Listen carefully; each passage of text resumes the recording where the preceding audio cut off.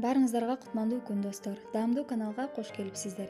Бүгүн мен сиздер менен көптөн күткөн жана өтө көптөр сураган оладьи же болбосо бизче куймактын рецепти менен бөлүшкүм келди. Рецепт өтө жөнөкөй, 20 минутада даяр болот. Андан да үйдөгү гана азыктардан жасалат. Бирок даамына сөз жок. Мен бул куймактарды көбүнчө эртең мененки тамакка даярдайм, а сиз болсо каалаган учуруңузда өтө тез даярдалуучу тамактарыңыздын катарына кошсоңуз болот деп ойлойм. Эгер сиз каналда жаңы болсоңуз, подписаться кнопкасын басып, жазылууну унутпаңыз жана коңгуроочону басып койсоңуз, кийинки видеолор сизге автоматтык түрдө келип турат. Керектелүүчү азыктар төмөнкүлөр, мен анын толук граммын видеонун астына да жазып калтырам. Биринчи болуп, 7 толу аш кашыкта un салып, ага 1 кичине чай кашыкта сода же разрыхлитель кошуп жакшылап аралаштырып алабыз. Идишке 1 жумуртка, 4 чоң аш кашыкта кумшекер табитиңиздерге жараша көп же аз салсаңыздар болот. 250 мл же болбосо 1 стакан айран куюп, тегиздеп аралаштырып алабыз. Айран менен жумуртканы эртерээк муздаткычтан чыгарып койсоңуздар андан да жакшы болот. Андан дагы бир сыры, айран ачып бараткан же кычкылданып калган болсо, андан да куймактарыңыздар көбүк чыгат. Ошон үчүн ачып калган айранды коркпостон иштетсеңиздер болот.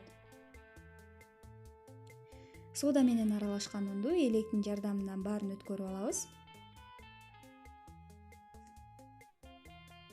Ушундай кашыктарда толуу 7 кашык un болду.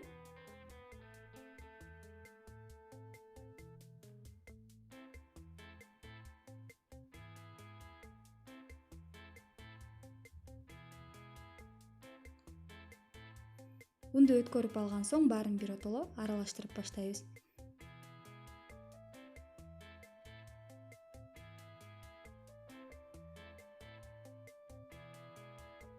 Эки чоң аш кашыкта өсүмдүк майын куюп, эми аягына чейин тегиз болгонго чейин күкүмдөрүн калтырбастан жакшы кылып аралаштырып алабыз.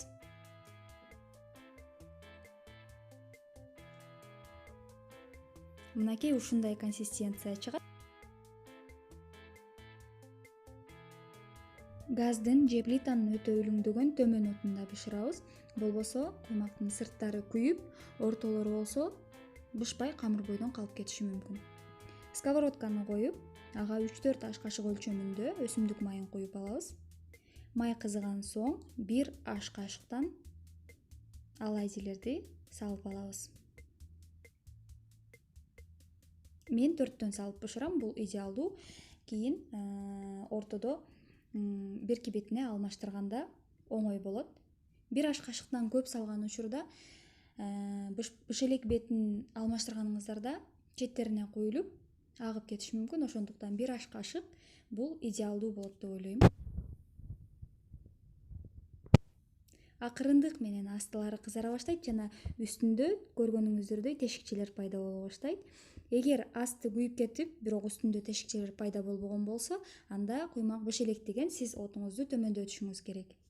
Качан гана үстүндө тешикчелер пайда болуп, асты кызарып баштаганда, бышпаган бетине алмаштырып, кийинки бетин да кызарганча бышырып аласыз.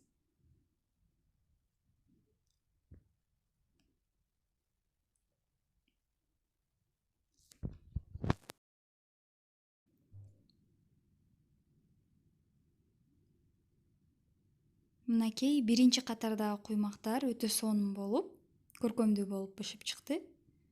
Буларды тарелкага алып, сковородкага дагы бир аз май куюп, экинчи катардагы куймактарды дал ошондой иретте 1 аш кашыктан салып, асты кызарат, үстүндө тешикчелер пайда болгончо күтөбүз.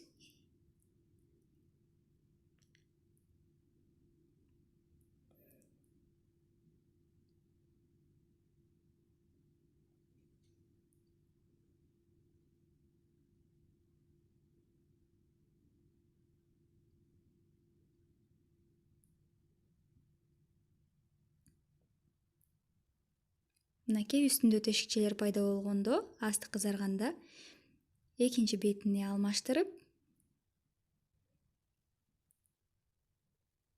кызарганча бышырып алабыз. Мен пайдаланган ингредиенттен 13 даана ушундай куймак чыкты, бирок куймактын өлчөмү алаканга бата турган чоң эле.